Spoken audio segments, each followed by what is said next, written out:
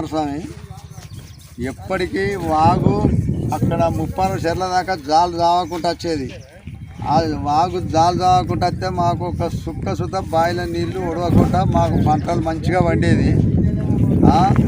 ఇప్పుడు అక్కడ మీద మోటార్లు పెట్టినట. ఏ సూపర్వైజర్కు ఎవరికి చెప్పినా కానీ ఎవరు పట్టించుకోవట్లేదు. మరి మాకు ఇప్పుడు ఇంత మందాకి సత్తులే కానీ ఇంకో ముచ్చటైతే లేదు. చెర్ల పువ్వులు తింటే అక్కడ మీద మోటార్లు పెట్టి ఆ వచ్చే దానికి షెడ్యూల్ కట్టిందంటే దానికే మోటార్ పెట్టి నడిపిస్తాను. ఇప్పుడు అదే నారాయణకుండ పోతానే అంటారు, అటు పోతానే అంటారు, ఇటు పోతానే అంటారు. కానీ మరి మనకు వస్తలేవు నీళ్ళు, మాకు వస్తలేవు. ఇప్పుడు మాకు దాదాపుగా ఇప్పుడు ఇది తాగితే మాకు మంచి సాగునీటి ఉండే. ఇప్పుడు ఒక 2 సార్లు వదిలేదు నీళ్లు. ఉసుకే ఖచ్చితంగా ఆపాలి. పక్క ఆపకపోతే మేము ధర్నా చేస్తాం.